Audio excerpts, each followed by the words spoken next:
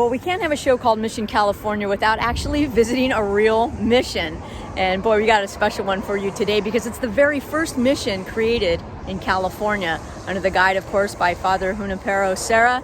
And it has an interesting story, interesting history, and can't wait to get into it. And we have a very special guest that's going to be joining us as well. So are you ready? Let's go. So I could talk about stats and numbers and dates all day long, but that would be boring and we probably wouldn't learn anything. Right. So I'm really excited to introduce our guest today who knows more about missions than probably the average person because she's a mission historian. Please welcome Janet Bartel. Good morning, good afternoon. Welcome to Mission San Diego. Oh man, We hope you enjoy this video. Well, yeah, we got a lot to ask you, and obviously a lot to learn about the mission itself. But before we do that, tell us a little bit about yourself.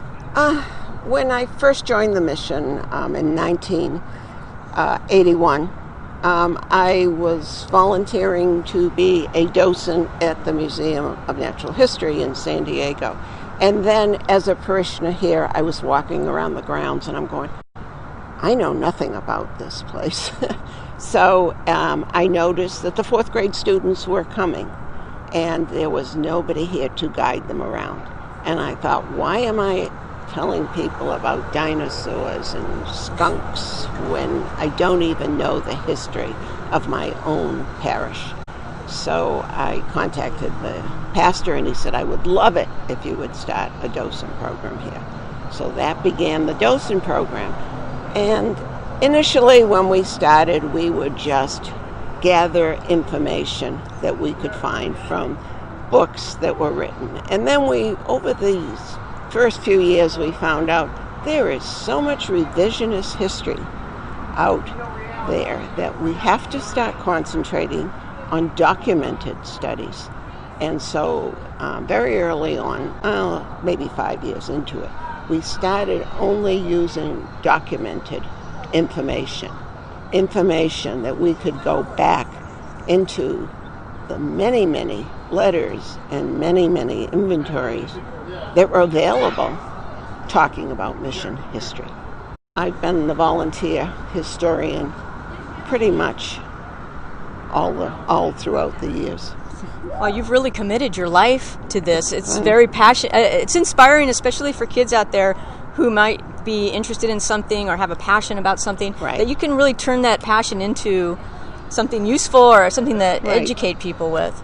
And it becomes part of your soul. And eventually I was asked to serve on the board of directors of the California Mission Studies Association, which is a statewide board. So I was with them for 6 years, and then I was turned out. And then kind of concurrently, I was on California Missions Foundation Board, which was a fundraising arm of the California Mission. Well, and I talked to a few of my friends this week, and they were really jealous that I was talking to a mission historian. So it's very cool. And I also want to give a shout out to Father Escalante, who connected me with you, and so that was a real gift. So thank you, Padre. And speaking of great padres, I know that anybody who's lived in California knows the name Junipero Serra. Did I pronounce it right? Junipero Serra. Junipero Serra. We know the name. We might not pronounce it correctly, but we know it because we've seen it in different iterations throughout the state. Street names, cities, schools.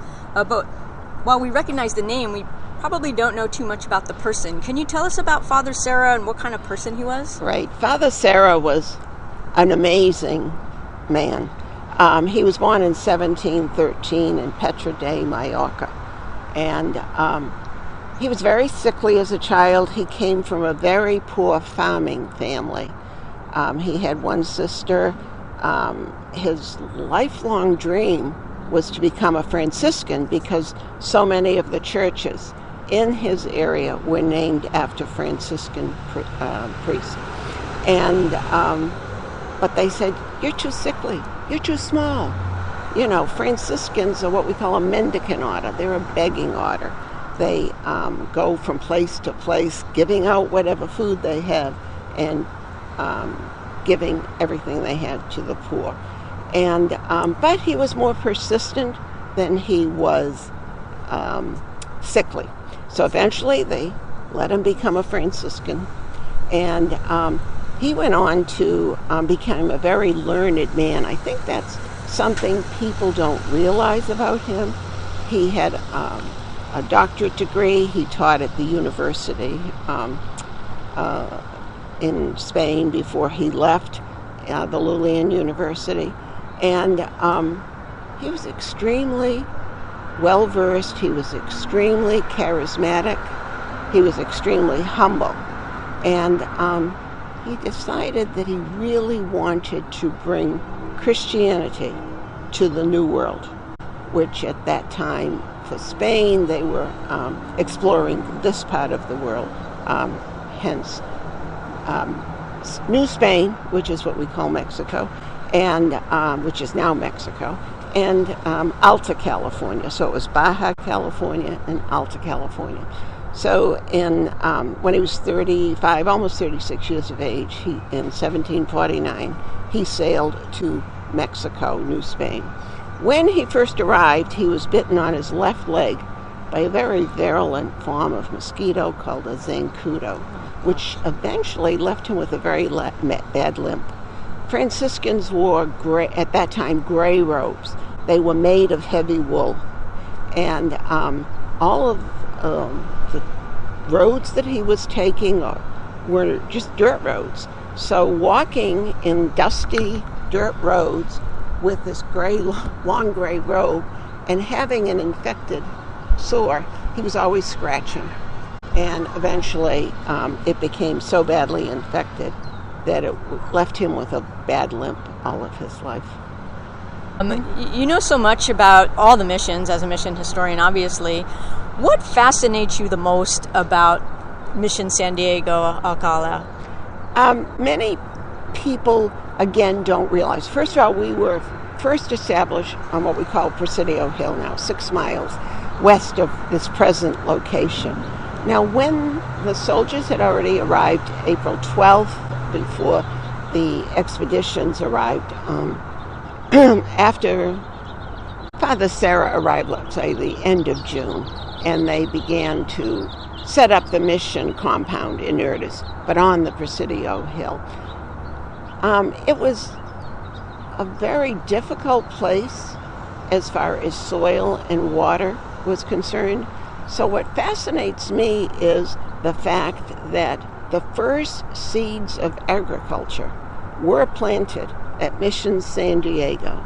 They weren't particularly successful, but nonetheless, the first seeds of agriculture were planted at Mission San Diego at the first site, which lays the foundation for the great state of California and its agricultural. That absolutely staggers me. The other thing is that many people refer to this as the Plymouth Rock of the West Coast, because before the Spanish arrived, all of the explorers who had landed here, 1542, Cabrillo, 1602, Vizcaino, they thought it was an island. So it wasn't until early 1700s, maybe mid-1700s, they realized it was attached to a very important piece of land. Now it became more conducive for them to make a settlement here, because if they didn't make a settlement, Russia was coming down from Alaska, and they were interested, the French, the British, they were all of a sudden, they said, oh, look at this piece of land, it's not an island. So I think that many people don't realize that, number one, they chose a beautiful spot on the Presidio overlooking the bay, and the water had too much salinization in it from being so close to the ocean. That wasn't good for the crops. The soil wasn't fertile enough for the crops. And so after 5 years, they moved to this site. But I love the fact that the first seeds of agriculture were planted at Mission San Diego. And we're referred to as the Plymouth Rock of the West Coast. Yeah, not only intricate in the history of California, but also in the history of the United States, if you think about it. Absolutely. That's amazing. Yeah, it really is. I know that a lot of the missions, they all have their own special history, don't they? They do. all have their own special story. But one thing that I noticed, just the layman looking around, is that there's this commonality trait that we see, like with the bells and the courtyard.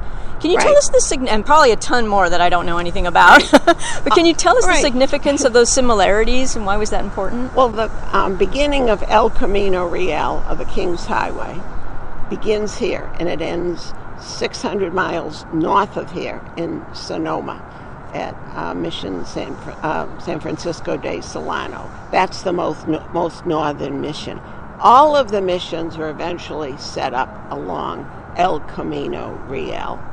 And all of the missions were built in the shape of a quadrangle, except Purísima Concepción. That was one long line of buildings. We're not sure why, possibly because of the topography in that area.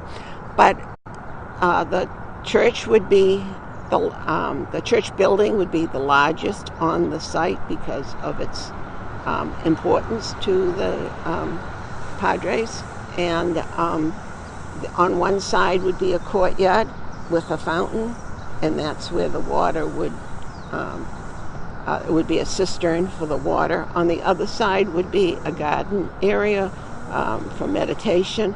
Along one wall, along our front wall, is what we call the Convento Wing, our archaeological site.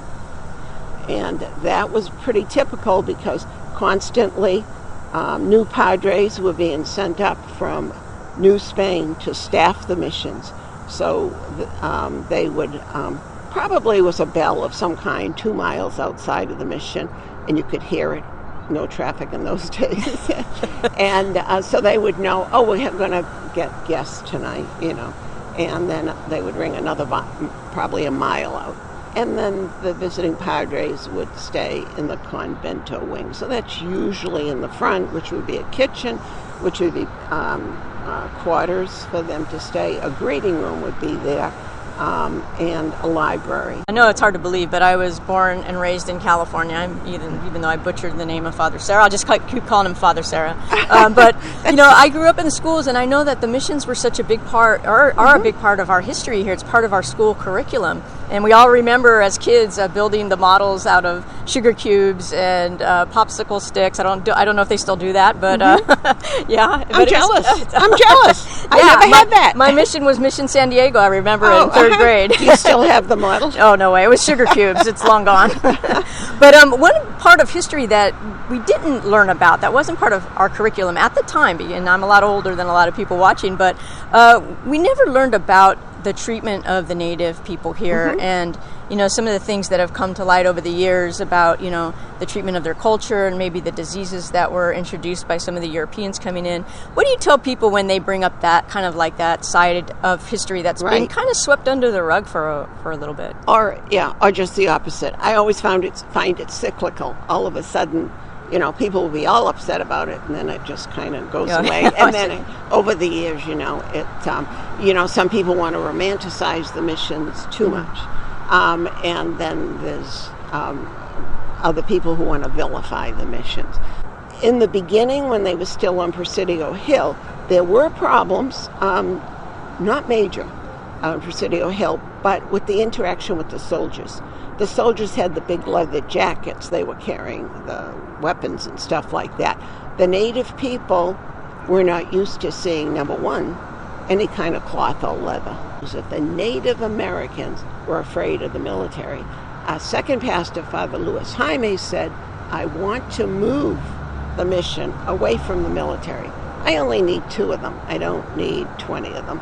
So he had to, and in order to do anything in those days, they had to go back to Baja California. They had to go back, get permission from Mexico City, actually, from Franciscan headquarters. Can I change this? So he was given permission. And so with the native people, this site was chosen. The native people had a village here called Nipaguay Village. And that's why this site was chosen to re-establish the mission. At that time, Father Jaime had very good rapport. They loved Father Jaime. He was young priest when he moved the mission.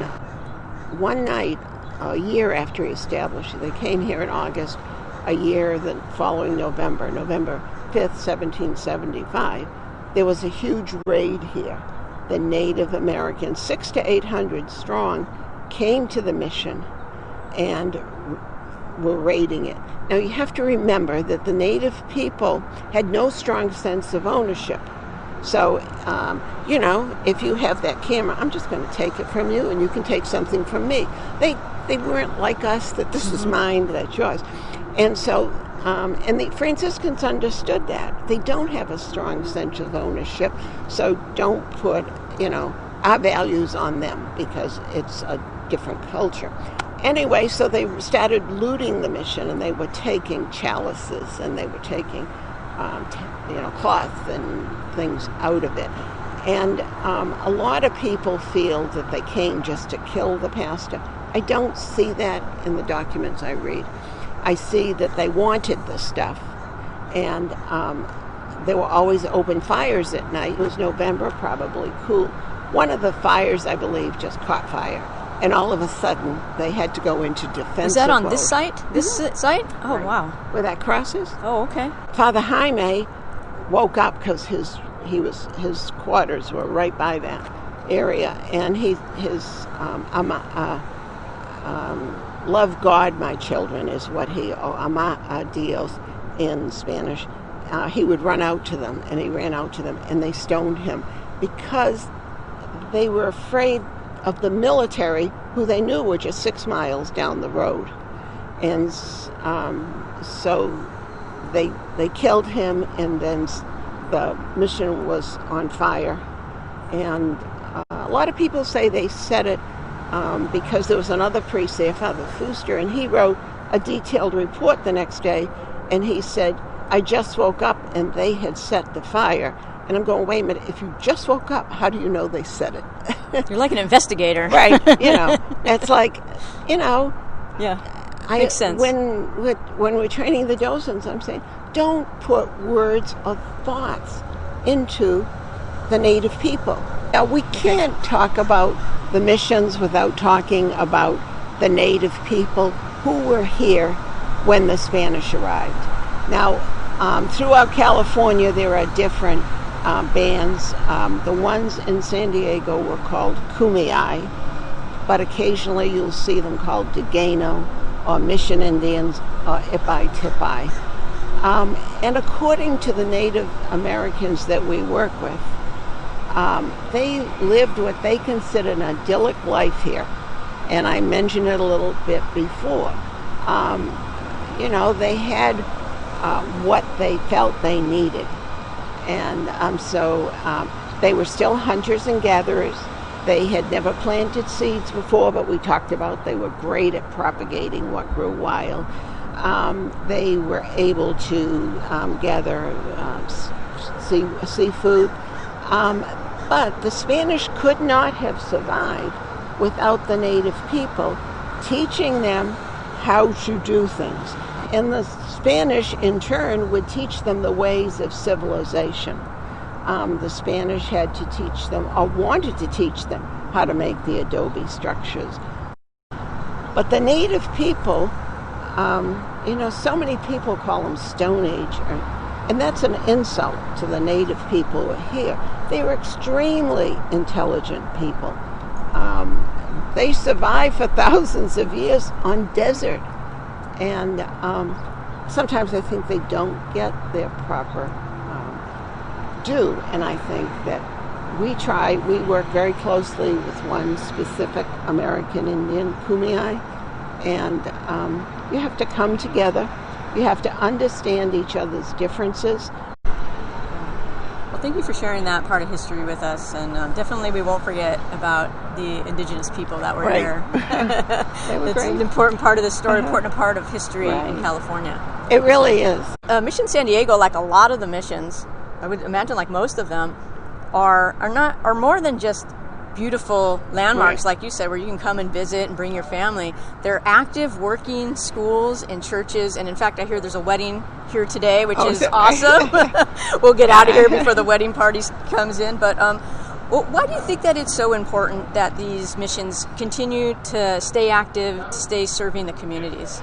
Well, I think they were, when they were first built, they never intended them to be here for 251 years for this mission. When people come here, and Patty, I think if you continue to walk around, there's a sense of peace here. And you cannot come here without this sense of peace. I do believe in the fourth graders visiting each and seeing the differences. And like you said, they're all a little bit unique. But come and look at your history. Anybody who grew up in California, and I'm jealous, because I grew up in Massachusetts. I was going to say, what part of Boston are you from? I know that accent. Wow. Yeah, we had a lot of history. Yeah, you have there a lot of too. history. But to me, this is much more fascinating because when you think of it, at the time these missions were being established, if you picture what life was like in Philadelphia, and they had the Tory wigs on, and they had all this paraphernalia, and at the same time, the native people are running around not wearing clothes. What a difference from one coast to the other. This mission in particular, Mission San Diego, Alcala, it's gone through the ringer, right? Mm-hmm. I mean, it's gone through, like you said, it was burned down, it was rebuilt, it was gone through uprising, wars. Why do you think it still survives today? Long after probably anybody thought it would. Of course, you're right. This is the fifth church behind us, and it was being rebuilt. So when it was still in control of the Franciscans, they wanted their mission churches rebuilt, just like San Gabriel right now is being rebuilt, renovated. But also the people of San Diego. After the Depression in 1931, not even the whole facade was up. Actually, the middle part of the facade. There was no campanario. There was no structure behind the campanario. Most of it was destroyed over the years. Also, there were so many people in San Diego that were raising money because it was important to them. It was always iconic for some reason. It was just always important. Maybe it was the identity, maybe it was the name. I don't know, but that's just what I know from reading documents. It was always important. Yeah. It's important to us, because, that's prime for our pastor, Father Peter Escalante. He's an amazing pastor. He's been with us 5 years. And right at the top of his list, he considers it the soul of San Diego.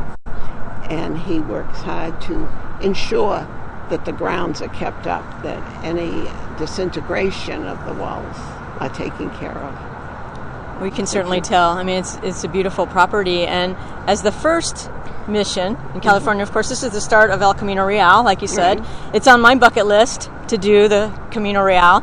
Have you done it? Yes. Have you done it? When I was on the statewide boards, we would have our meetings at all different missions. So you would go through all the missions. Did you learn anything with that first experience that you did all the missions? They're all unique. There aren't two missions. The bell towers are all unique. And in mission days, some of us, we were great hemp producers for rope. Mission San Juan Capistrano were great winemakers. So each place had something significant. Some grew wheat, some grew barley. And if we want to know what each mission grew, if you can find any original adobe bricks on the grounds, if you go into those, scientists can test the straw or the hay, whatever, in there, test it, and they know, oh, well, this is what was grown at Mission San Diego.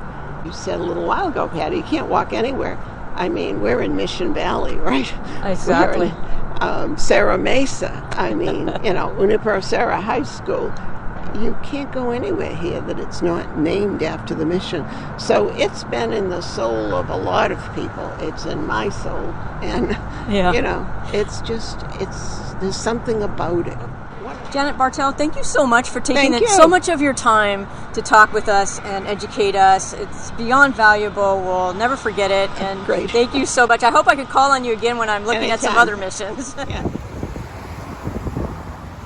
Well, if you're in Mission San Diego and you're visiting, make sure you visit this landmark. It's a historical landmark. It's the site where Father Serra planted the first palm tree in 1769. It's no longer here.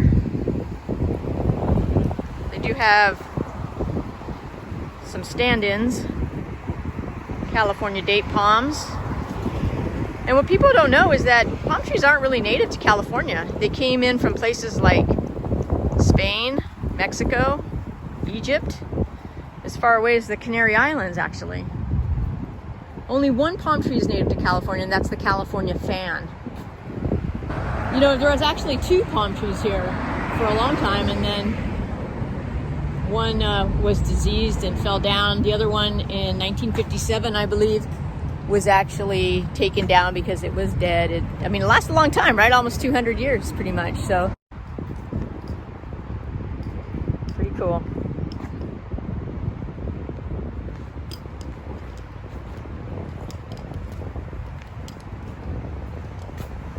Definitely come to this site. It's very historical. And all the historical landmarks in California, they all have the same look. Obviously, they've got this interesting design that kind of looks a little like a mission. The two stars, and of course the California bear, the Serra palm.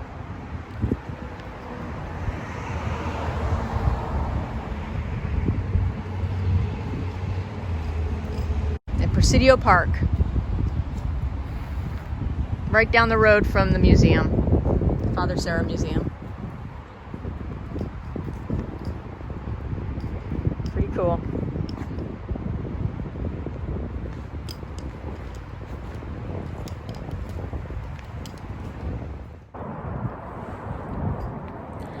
Well, I hope that you enjoyed our trip to Mission San Diego Alcala, the first mission built in California. And thanks to Janet Bartel for lending her expertise and navigating us through the history of this great California landmark. Also, thank you to Father Peter Escalante for helping set it up. And we really appreciate you, Father, and letting us film and interview Janet here on these beautiful grounds. Next time you're in San Diego, I certainly hope that you come by and visit Mission San Diego. Until then, we'll see you next time. Bye.